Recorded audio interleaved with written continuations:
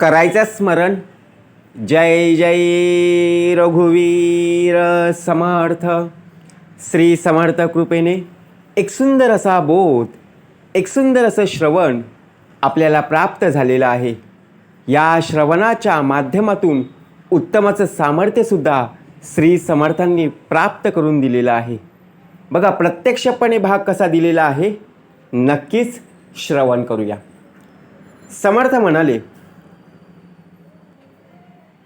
जर पाहायचं असेल ना, तर आपल्या आयुष्यात अनेक अडथळे येत असतात, परंतु आपल्या वाटेत अडथळे आणणाऱ्या मनुष्य देहाचं आयुष्य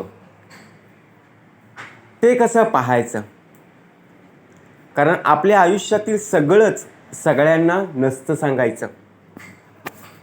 म्हणजे विचार जर आपण केला ना, आपण एखाद्या रस्त्यावरून चालत असताना किंवा आपण बघा, प्रत्यक्षात जे आपले स्वप्न आहे त्या स्वप्नांमध्ये प्रत्यक्षातपणे आपण एखाद्या क्षेत्रामध्ये पदार्पण केल्यानंतर जे आपण कार्य करत आहोत त्या कार्यामध्ये अनेक जण मग प्रत्यक्षात आडवे येत असतात. ते आडवे आले की अनेक अडथळे, अनेक संकट बघा प्रत्यक्षपणे उभे राहत असतात, उभे करत असतात. मग आपण विचार करतो की मी माझ्या रस्त्याने चालत असताना, मी माझ्या बघा प्रत्यक्षात कार्य करत असताना, प्रयत्न करत असताना हे अडथळे का आणले. कारण का, प्रत्येक वेळेला आपलं जे काही बघा प्रत्यक्षात आपल्या आयुष्यात घडणाऱ्या गोष्टी आपण त्या व्यक्तीला सांगत गेलो. त्या सांगितल्यामुळे त्या समोरच्या व्यक्तीने आपल्यातला कमजोरपणा प्रत्यक्षपणे बघितला, म्हणून ती व्यक्ती आपल्या कामामध्ये अडथळे आणत आहे. का, प्रत्येक एक एक शब्द समर्थांनी आपल्यासाठी प्राप्त करून दिलेला आहे. कारण दुसऱ्यांचं अस्तित्व पायाखाली तुडवून स्वतःचं स्वप्न कधीच पूर्ण होत नाही आहे. कधी आयुष्यात असं वाटू पण देऊ नका. एखादा घर बांधत आहे, विचार करा, परंतु आपण काय विचार करतो, अरे याचं घर न होऊनच देणार नाही आहे, याच्यासारखंच तसंच घर मी बघा प्रत्यक्षात माझ्या जागेवर बांधून दाखवेन. किती आपण विचार करतो बघा, पण होतं का, नाही होत. आपण विचार करतो ना, अरे मी आहे ना ह्याच्यासारख्या बॅटिंग करीन, मी ह्याच्यासारखी गोलंदाजी करीन, पण धावपट्टीवर बघा प्रत्यक्षात मैदानावर खेळायला गेलो, सेम बॅट बघा प्रत्यक्षात सेम बॅट घेऊन गेलो, सेम बॉल घेऊन गेलो, पण त्याच्यासारखे सिक्स, त्याच्यासारखे विकेट आपल्याला घेताच आले नाही. का असं झालं. कारण दुसऱ्यांचं अस्तित्व त्यांनी ते कष्ट करून, मेहनत करून ती जागा निश्चित केली आहे. आपण स्वतःहून बघा प्रत्यक्षात त्यांची जागा हिसकावून घेऊ शकत नाहीये. ज्याप्रमाणे बघा बघा प्रत्यक्षात एखादी जागा निश्चित करायची असेल तर ती जागा निश्चित करण्यासाठी आपल्याला कष्ट करावे लागतात. आपल्याला यश गाठायचं आहे, तो यशाचा टप्पा पूर्ण गाठण्यासाठी आपल्याला प्रयत्न करणं गरजेचं आहे. समर्थ म्हणाले, का असं होतं. कारण वाटेमध्ये अडथळे आपल्याच नाही आहेत, तर आपण सुद्धा त्यांच्या वाटेमध्ये अडथळे निर्माण केलेले होते. मग आपल्यासोबत जीवनाच्या शर्यतीमध्ये सहभागी असणारा जोडीदार इतका निष्ठावंत हवा की त्याचं बघा पाय मागे न सरता पुढेच चालायला हवेत. आपण आपल्या कार्यामध्ये एखादी स्पर्धा असेल, एखादी परीक्षा असेल, त्यामध्ये अनेक जण सहभागी होतात ना, की फक्त आपलाच ध्येय असतो. नाही आहे, अनेक परीक्षा असतात, पण परीक्षेला बघा, आपला पुढचा विद्यार्थी असेल, मागचा विद्यार्थी असेल, जर आपण समोरच्याला सांगितलं तर समोरची व्यक्ती आपल्याला सांगेल ना. मागच्याला समजा आपण सांगितलं तर ते आपल्याला दाखवेल ना. पण आपण काय विचार करतो, नाही आहे, समोरच्यांनी मला दाखवलं पाहिजे आणि मागच्यांनी सुद्धा मला दाखवलं पाहिजे, तरच मी यांच्यापेक्षा जास्त मार्क मला मिळतील. बरोबर की नाही? पण स्वतःहून कधीतरी आत्मविश्वास इतका भक्कम करणं की कोणाचीही गरज पडता कामा नये. कधी बघा, जे जे यशस्वी झालेले आहेत, ज्यांनी स्वतःची जागा निश्चित केलेली आहे, ते कधी कोणावर अवलंबून राहिलेत का? विचार करा. नाहीये. एखादा खेळाडू असेल, नाव बघा पूर्णपणे जगामध्ये आहे, कधी कोणावर अवलंबून राहिलं नाहीये. आणि कोणीही बघा आत्तापर्यंत जागा निश्चित केली का? हो, नाहीये. कारण तो वेळ होता, तो काळ होता. आता कोणी येतं, कोणीही बघा षटकार चौकार मारून जातो, परंतु नाव तेवढं होत नाहीये. एखादी परीक्षा असेल, एखाद्या परीक्षेमध्ये एखादा विद्यार्थी बघा 100पैकी 100% मिळतात, म्हणजे 100पैकी 100 गुण मिळतात, तो विद्यार्थी लक्षात राहत नाहीये. परंतु ज्या विद्यार्थ्याला प्रत्येक विषयात 35 मार्क मिळतात, तो विद्यार्थी लक्षात राहतो. का? कारण त्याने जागा निश्चित केलेली.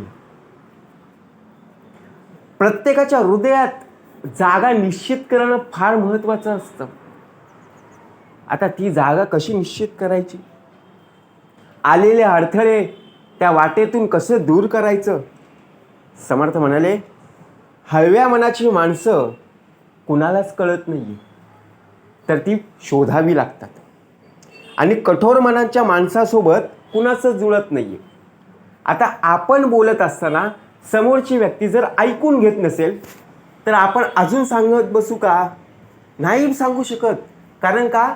ती कठोर मनाची आहे, कठोर हृदयाची आहे, मजबूतपणा आहे, हळवपणा नाही आहे. जसं तुम्ही सांगाल तसं ती ऐकेल, होऊच शकत नाही आहे. त्यापेक्षा आपलं काम भलं. आपण इतरांना सांगण्यापेक्षा आहे ना, आपण स्वतःहून स्वतःच्या कार्यामध्ये जेवढं तुम्ही लक्ष द्याल ना, तितकं चांगलं आहे. म्हणून समर्थ म्हणाले, आपलं काम भलं ना आपण भलं. याच स्थितीवर आपला ध्येय फार बघा राहणं आवश्यक आहे. कारण प्रत्येकाच्या आयुष्यात अनेक अडथळे पाहायला मिळत असतात, परंतु चांगल्या विचारांची गरज तेव्हाच पडते जेव्हा चांगले शब्द तेव्हाच पडतात, जेव्हा चांगल्या मैत्रीला वचन आणि अटींची गरज नसते.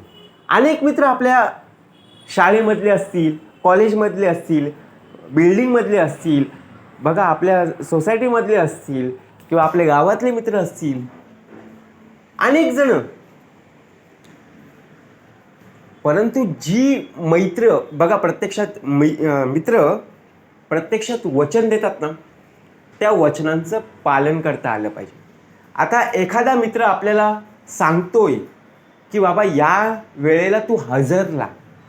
आता हजर राहा म्हटल्यानंतर आपल्याला त्या वेळेला हजर राहणं अपेक्षित आहे की नाही? परंतु आपल्या वाटेमध्ये तेव्हाच अडथळे येतात. परंतु आपण त्यांना फोन करून सांगतो की बाबा मी का आता येऊ शकत नाही आहे, माझ्या आयुष्यात काहीतरी प्रॉब्लेम आलेला आहे. आता त्याला सांगून त्याला विश्वास पटेल का? हो, आपण सांगितलेलं नाहीच पटू शकत. तो सांगेल की ही व्यक्ती खोटं बोलते, हा माझा मित्र खोटं बोलतोय. परंतु आपल्याला कळलं की बाबा आपल्या वाटेत खरंच अडथळे आलेले आहेत. पण तीच व्यक्ती समजू शकेल जी व्यक्ती प्रत्यक्षात तुमची मित्रत्व असेल, म्हणजे मैत्री असेल. म्हणून समर्थ म्हणाले, फक्त 2 माणसं पाहिजे असतात, एक जो निभावू शकेल आणि दुसरा म्हणजे समजू शकेल. कारण या जगामध्ये जळणारे खूप आहेत, त्यांचं अजूनपर्यंत भलं झालेलं नाही आहे, आणि आपलंसुद्धा ते भलं झालेलं डोळ्याने पाहू शकणार सुद्धा नाही आहेत. कारण ते स्वतःचा वेळ बघा लोकांना शाप देण्यात घालवत असतात. लोकांचा वाटोळं होईल, लोकांचं तसंच होईल, अशा या शब्दांमध्ये प्रत्यक्षात ही लोक प्रत्यक्षात बघा वेळ घालवत असतात, वेळ वाया घालवत असतात, वेळ खर्च करत असतात. म्हणून समर्थ म्हणाले या लोकांपासून आपल्याला दूर राहायचं आहे. कुणाच्याही अंतरी लागेल धक्का, ऐसी वर्तणूक करू नका आणि कुणालाही बोलू नका. ज्या मनुष्य देहाला तुमचं चांगलं करायचं असतं ना, तो मनुष्य देह कधी बघा बोलून दाखवत नाहीये, तर तो प्रत्यक्षात कार्य करून दाखवत असतो. आणि ज्या मनुष्य देहाला तुमचं चांगलं बघवत नसेल ना, तर तो मनुष्य देह तुमचं कधीच चांगलं होऊ देणार नाहीये. म्हणून लक्षात ठेवा,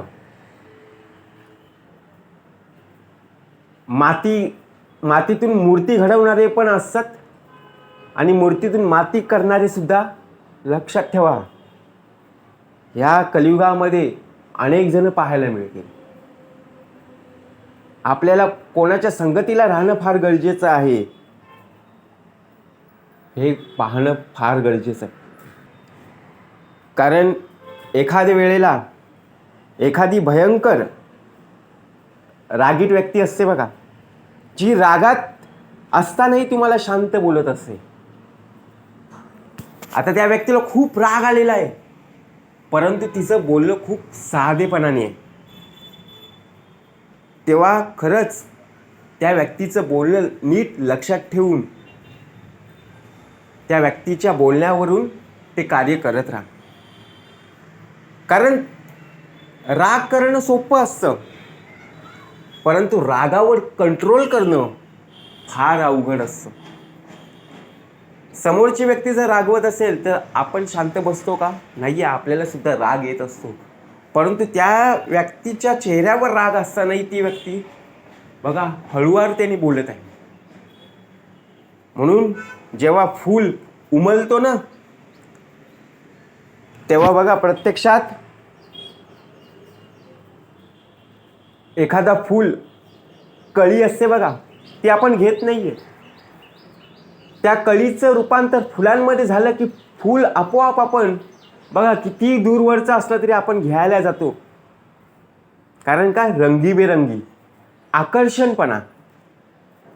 मग तसंच एखादी व्यक्ती जेव्हा चांगली असते ना, तेव्हा ती किती दूरवर जरी पाहायला मिळाली ना, तरी आपण रस्ता ओलांडून त्या भेटायला जात असतो. म्हणून लक्षात ठेवा, कशा प्रकारे आपल्या या दुनियेमध्ये, या जगामध्ये मित्रत्वाचं नातं असणं फार गरजेचं आहे.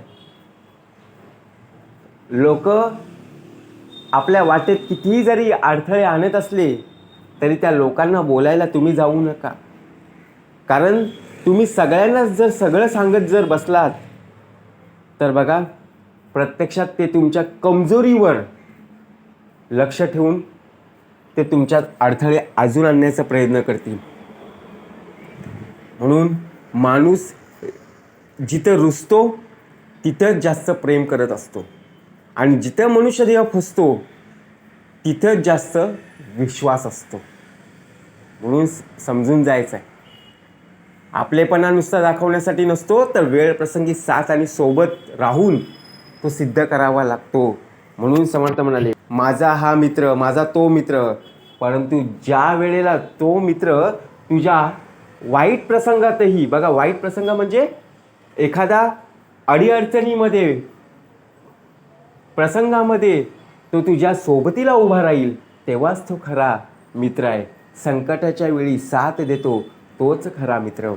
म्हणून समर्थ म्हणाले, आपल्या वाटेत अडथळे आणणारे खूप असतात, परंतु वाटेतून त्या अडथळ्यातून बाहेर काढणारे खूप कमी पाहायला मिळतील. म्हणून सावध राहा आणि उत्तमतेने प्रवास कर. आयुष्य एकदाच आहे, पुनरपी संसारा येणे नाही. जय जय रघुवीर समर्थ.